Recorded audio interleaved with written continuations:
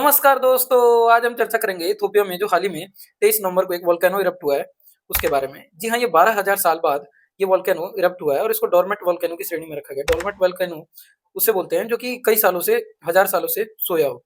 और इसमें हमने ये देखा कि ये जो वोल्केनो इरप्ट हुआ, उसमें लावा नहीं निकला और जैसे आप देखते हैं यूट्यूब पे भी या आपने कहीं देखा होगा कि जो वोल्केनो है, जब वो इरप्ट होता है तो उसमें से आग निकलती है और एक तरह से लिक्विड निकलता है। लेकिन ये जो वोल्केनो इरप्ट हुआ है, उसमें गैस निकला है, राख निकला है, धुआँ निकला है। इसमें कार्बन डाइऑक्साइड और सल्फर डाइऑक्साइड की मात्रा भी ज़्यादा देखने को मिली है। अब जो बेसिक फ़ॉर्मूला क्या है, जहाँ से वोल्केनो निकलता है कि क्रस्ट में यानी प्रॉपर्टी में कहीं न कहीं क्रैक होता है या फिर कहीं होल होता है, जिससे एक प्रेशर बनता है और वोल्केनो इरप्ट हो जाता है। अब होता क्या है कि यहाँ पे जो डोरमेट वोल्केनो लिखना है, उसका नाम हाइली गाबी वोल्केनो रखा गया है और ये इथियोपिया में रेड सी के पास, रेड सी से थोड़ा पास है, उस एरिया में निकला है।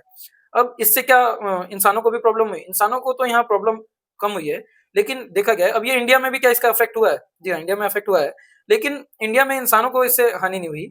इससे हानि हुई है किसको?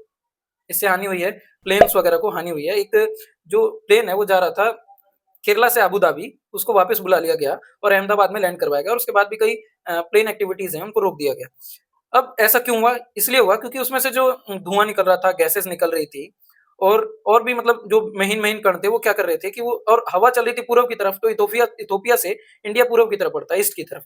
तो वो उसकी जो रेंज थी, उसकी जो हाइट थी 15 से 45 किलोमीटर तक थी और उसने कहीं न कहीं क्या किया कि प्लेन की एक्टिविटीज़ को जो जिसे कहते हैं विज़िबिलिटी, जिसे दिखना बंद हो जाता है या फिर कनेक्टिविटी नहीं मिल पाती है, इस कारण से प्लेन क्या हुआ, यहाँ पे प्लेन की एक्टिविटी को रद्द किया गया और वापस बुला लिया गया कई फ्लाइट्स को और कई को रोक दिया गया 1-2 दिन तक। ऐसी खबरों के लिए हमारे साथ जुड़े रहिए, लाइक कीजिए, शेयर कीजिए, सब्सक्राइब कीजिए। Thank you.